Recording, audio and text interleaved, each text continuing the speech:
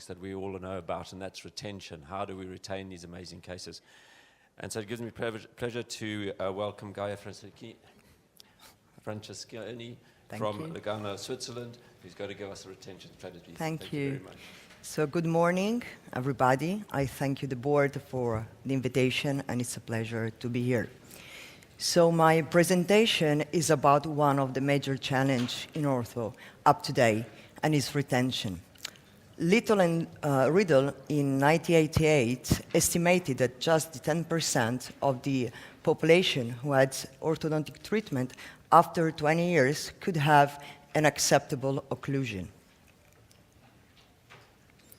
So what is retention? It's a final phase of our active orthodontic treatment, and we have to achieve the long-term stability.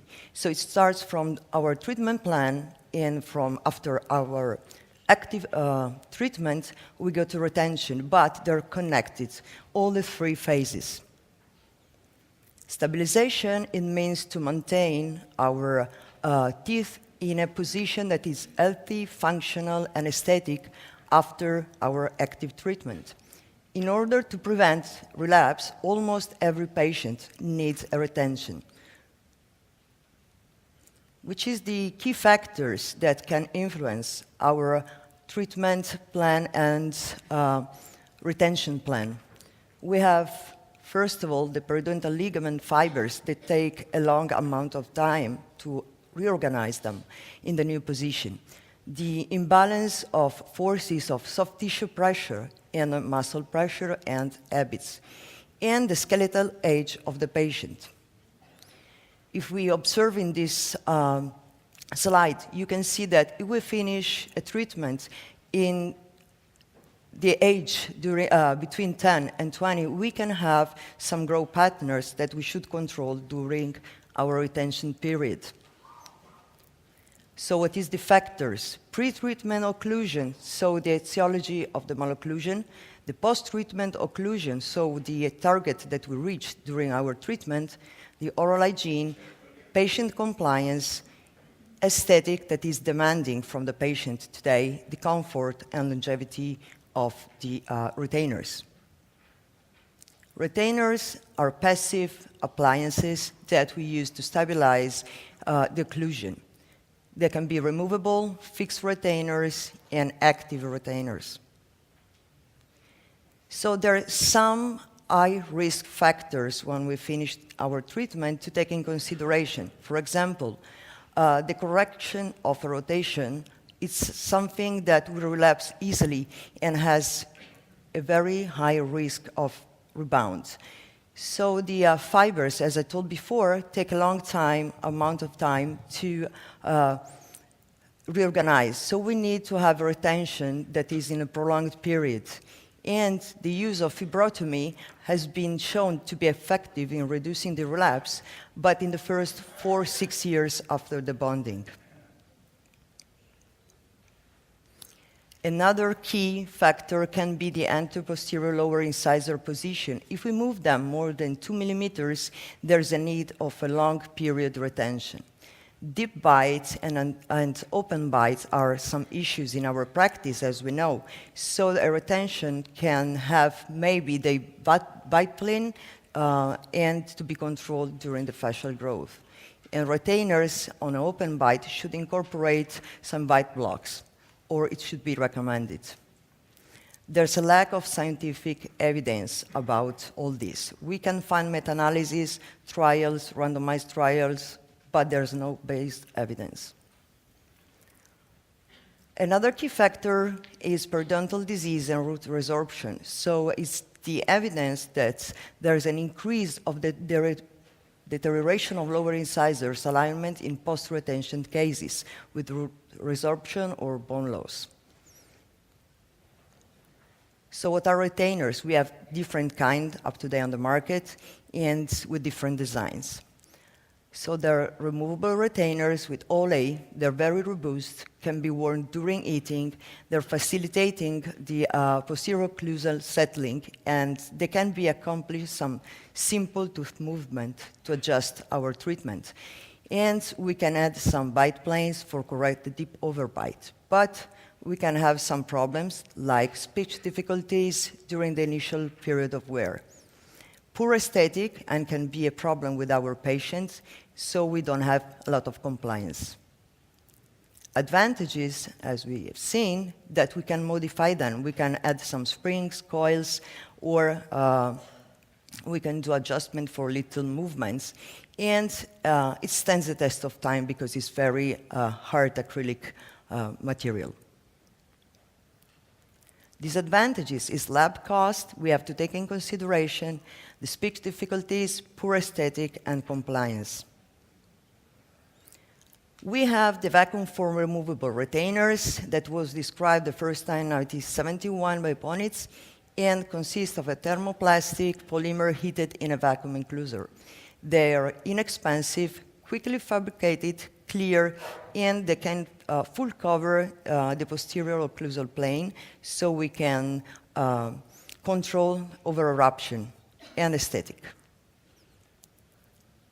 Essex was introduced as comfortable, clear, inexpensive alternative to bonded retainer, but they're not adjustable and they can distort with heat. And we can have breaking, so we have to have frequent inspection of the retainer.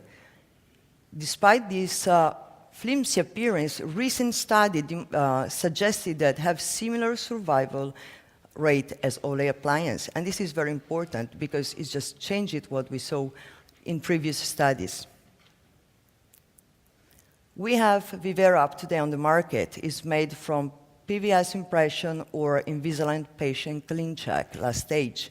They're clear thermoplastic, customized retainers, can be used with Invisalign patients or not. They're manufactured with Invisalign technology. They're precise, smooth, comfortable. Normally, they arrive in sets of 3 retainers per arch. Lab tests show that 30% stronger than other thermoplastic material, and they can accommodate lingual, bonded retainers, and pontic. So they're strength, clear, customized. This is a little tip I want to give you.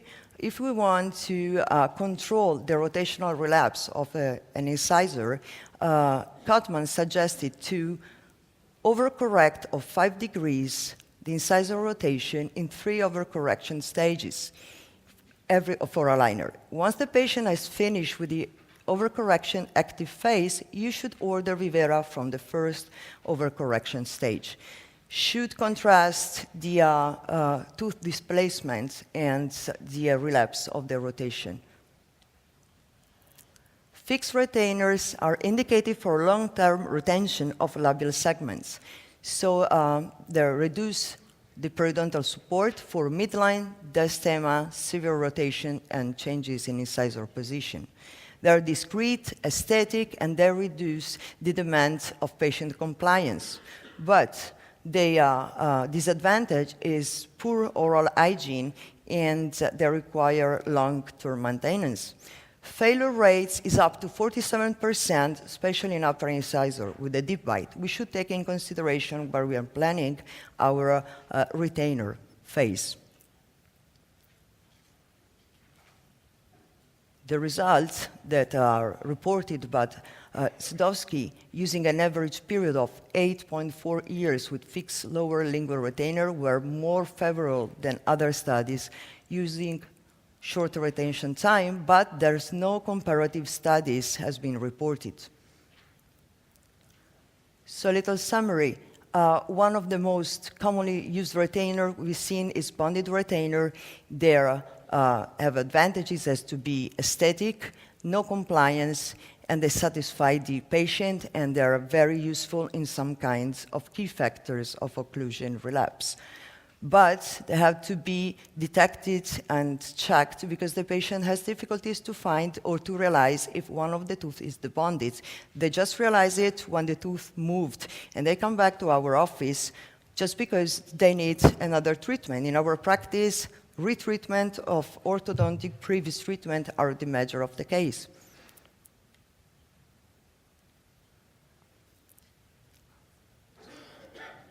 So in this graphic, you can see the major relapse after orthodontic treatment is lower anterior crowding and then rotations. Littlewood formulated a systematic review to evaluate if it's effective and which kind of retainer has the best choice, but we cannot have any sure answer-based evidence because there's a lot of studies, but not enough to give us some base evidence about what is the best retainer and in which case. So himself emphasized the need for further research in order to obtain concrete evidence. There's no evidence based about the duration of retention. 53% they need lifelong time retention, but there's no enough study to prove that.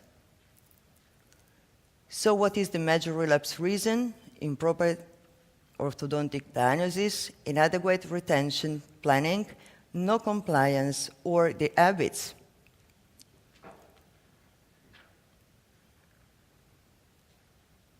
This is a case of relapse of functional open bite and a shorter upper lip. Probably the reason of the relapse is the failure in eliminating the habit factor.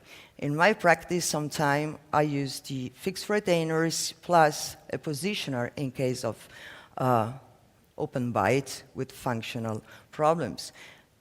We have experienced that the positioner is not comfortable for the patient, and they start to use for a few months, but then they quit it, and there is a high failure and relapse rate. So I thank you, and I just conclude my presentation saying that I cannot give you guidelines. Every time I think about a retainer, I base myself on experience, diagnosis, and the treatment plan. Thank you so much.